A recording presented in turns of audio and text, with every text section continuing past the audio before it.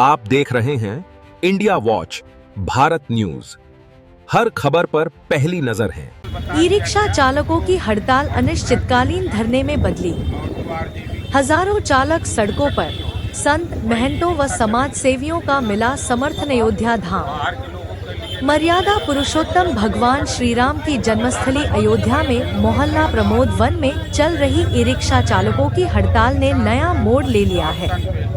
Krishnanand foundation e rickshaw union व Shri Ayodhya ji e rickshaw कल्याण सेवा समिति के आह्वान पर हड़ताल को अब अनिश्चितकालीन धरने में परिवर्तित कर दिया गया है। जिला अध्यक्ष विकास सिंह के नेतृत्व में सैकड़ों पदाधिकारी व सदस्य अपनी विभिन्न मांगों को लेकर धरने पर डटे हुए हैं।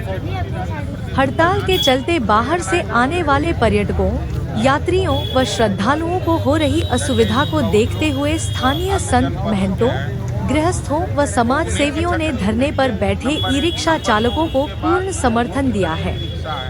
कई बार स्थानीय प्रशासन से वार्ता सफल न होने के कारण आंदोलन को तेज किया गया है। Krishnanand foundation e rickshaw union के संस्थापक मुकुंद माधव त्रिपाठी ने प्रेस प्रतिनिधियों से बातचीत में कहा कि स्थानीय प्रशासन ई रिक्शा चालकों के साथ सौतेला व्यवहार कर रहा है। उन्होंने कहा, लोग धरने पे बैठने का मामला कल 2 हुआ है। मेयर साहब के हस्तक्षेप के बाद वरिष्ठ अधिकारियों के द्वारा दो बार वार्ता हुई और दोनों बार वार्ता विफल रह गई है। और कल शाम को फिर सीओ साहब के साथ हमारी वार्ता हुई है। उस वार्ता में हमारे जिला अध्यक्ष विकास सिंह का अपमान किया गया है, उसको अनर्गल तरीके से वक्तव्य दिया गया है। मैं ये बताना चाहता हूँ किसी भी अधिकारी को कि राम सबके हैं, अयोध्या सबकी है, अयोध्या की धरती सबकी है। आप राज ठाकरे ना बने। राज ठाकरे बनने का आपको उत्तर प्रदेश सरकार ने कोई भी नौकरी नहीं दी है। आप गोंडा, बहराइच, बलिया, देवरिया, श्रावस्ती ये ना करें, क्योंकि राम सबके हैं और यहाँ पर राम जन्मभूमि के कारण जो सबकी जीविकोपार्जन चल रही वो सबके लिए चलेगी। उस पर अगर कोई कटाक्ष करता है, कोई उनको प्रताड़ित करता है, वो चीज़ों के लिए हमें बोलना पड़ेगा। और रही दूसरी बात, जो हम धरने पर बैठे हैं, अभी तक हम प्रशासन को एक बात बोलते थे कि राम मंदिर की सुरक्षा के कारण, आज भी बोल रहे हैं, उस बात पर अटल हैं, राम मंदिर की सुरक्षा के कारण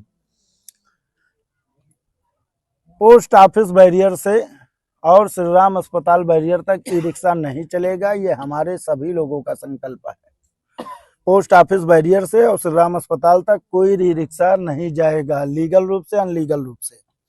लेकिन बाकी सारे जगहों को फ्री किया जाए ई रिक्शा के लिए, चाहे वो रेलवे स्टेशन के 3-4 बैरियर जीआरपी द्वारा लगाए जा रहे हैं, चाहे प्रशासन के द्वारा हर जगहों पर बैरियर लगाया जा रहा है, वो बर्दाश्त नहीं है। ई रिक्शा पूरी तरीके से बहाल हो। और दूसरी, आस्था रथ बंद हो, क्योंकि आस्था रथ में ऐसा कोई यंत्र नहीं लगा है जिससे आप आतंकवादी की पहचान कर लें। मेटल डिटेक्टर आस्था रथ के किसी भी वाहन पे नहीं लगा है कि वो शकल पढ़ ले। उसमें उसका ड्राइवर जब ई रिक्शा पर बैठाएगा, अपने आस्था रथ पे बैठाएगा, तो प्रशासन ये बताए कि कौन सा यंत्र लगवाए हैं। यूनियन उन यंत्रों को ई रिक्शा पर भी लगवा देगा कि सुरक्षा की दृष्टि से हम आस्था रथ को जो है रामपथ पर चलने दे रहे हैं, रिक्शा प्रतिबंध लगा रहे हैं। जो ये वक्तव्य प्रशासन ने दिया है, तो बताए प्रशासन कि कौन सा ऐसा यंत्र आस्था रथ में लगाया है और वो ई रिक्शा में नहीं है, कि जिस कारण वो तुरंत पहचान लेंगे कि फला आदमी आज आतंकवादी गतिविधि कर देगा, या राम मंदिर की सुरक्षा को समस्या हो जाएगी, या सुरक्षा व्यवस्था को खतरा हो जाएगा।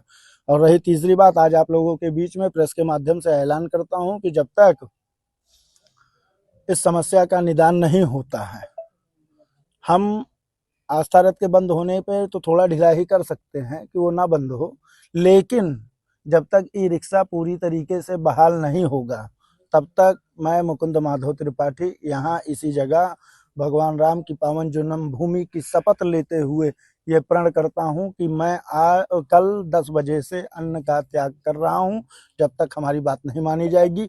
मेरे बाद बबलू हसन जो अल्पसंख्यक संघ के जिलाध्यक्ष हैं वो, और उनके बाद विकास सिंह जिलाध्यक्ष हैं, वो आमरण अनशन पर रहेंगे।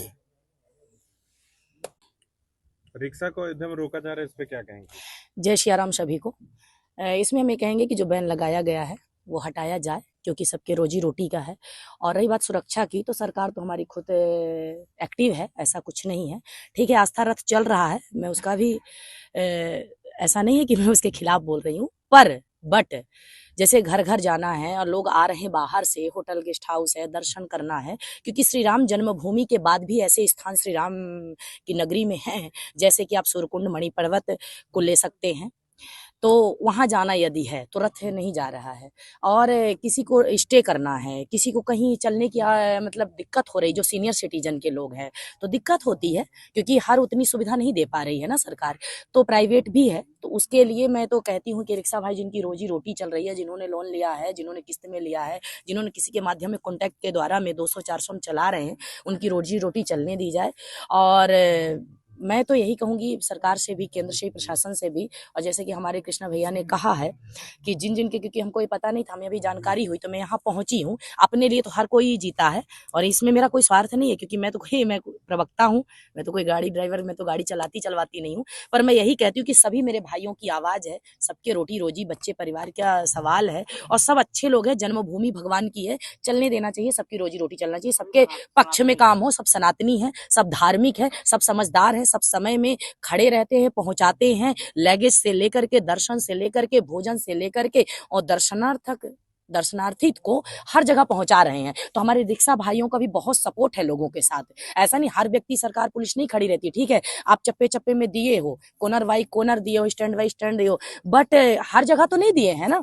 तो इसलिए इनका आप रोटी रोजी ना छीने, क्योंकि ये हमारी ताकत है, या भविष्य है, इनके बच्चों का भविष्य है। इसलिए 2 रोटी जो कमा खा रहे हैं उनको खाने दे। मैं निवेदन करती हूँ कि गाड़ी को चलने दे, बैन ना लगाए, बैन से हटाएं।